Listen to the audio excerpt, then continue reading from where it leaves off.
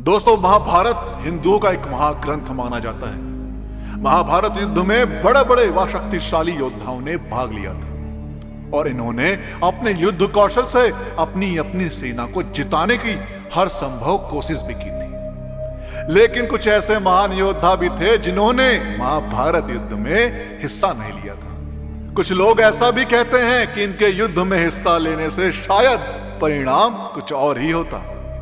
क्या आप इन योद्धाओं के बारे में जानते हैं? यदि नहीं तो आइए जानते हैं। दोस्तों, सबसे पहले हम आपको एक ऐसे बलशाली योद्धा के बारे में बताने जा रहे हैं जो महाभारत के युद्ध में भाग लेता तो स्वयं भगवान श्री कृष्ण को युद्ध लड़ना पड़ता। अब महाभारत काल का वह शक्तिशाली योद्धा कोई और नहीं, धृतराष्ट्र का छोटा भाई विदुर थे।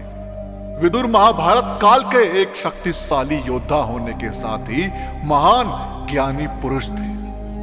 विदुर को यमराज का ही अवतार माना जाता है। विदुर इतने बलशाली योद्धा थे कि उनके पास सभी तरह के अस्त्र शस्त्रों को चलाने का ज्ञान था। श्री कृष्ण ने भी कहा था कि यदि विदुर महाभारत के युद्ध में कौरवों की तरफ से भाग लेते तो उनको स्वयं युद्ध में भाग लेना पड़ता। आपको बता दें कि विदुर एक महात्मा व सच्चे व्यक्ति थे। वे हमेशा से ही धर्म की राह पर चलते रहे। वे भगवान श्री कृष्ण के भक्त थे। इसके साथ ही वे हमेशा कौरवों को गलत राह पर जाने से रोकते थे। उनके लिए कौरव व पांडव एक समान प्रिय थे और संत व्यक्ति होने के नाते उन्हें युद्ध करना पसंद नहीं था। इसी वजह से उन्होंने महाभारत के युद्ध में भाग नहीं लिया। महाभारत के काल में विदुर से अधिक ज्ञानवान व्यक्ति और कोई दूसरा नहीं था।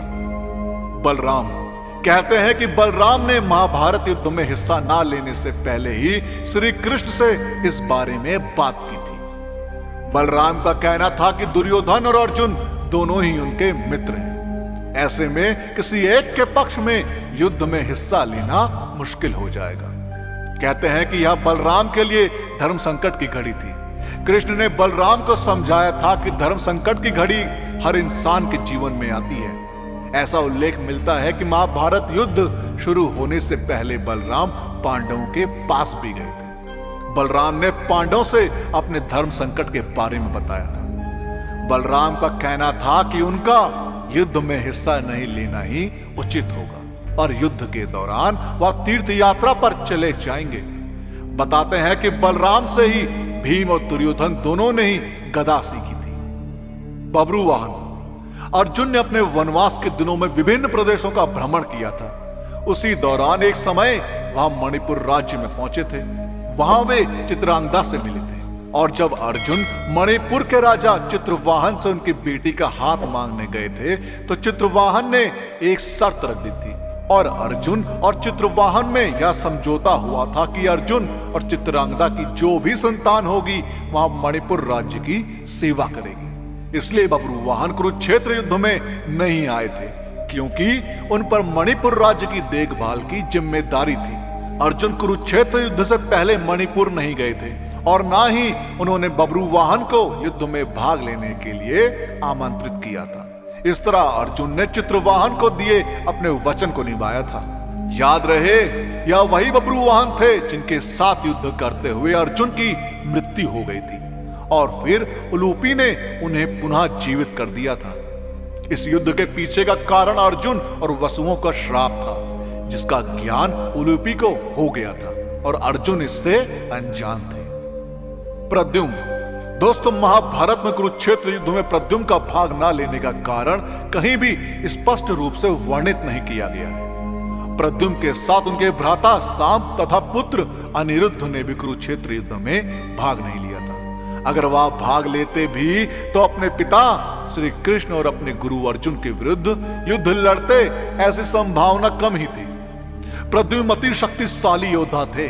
उन्होंने अकेले ही कर्ण, भीष्म, जरासंध तथा अन्य कई गुरु योद्धाओं को बंदी बनाकर एक मायावी गुफा में डाल दिया था। वह पराक्रम में अर्जुन के ही समान थे और हो सकता है वे युद्ध में भाग लेकर अपने गुरु और पिता का वैभव कम नहीं करना चाहते थे।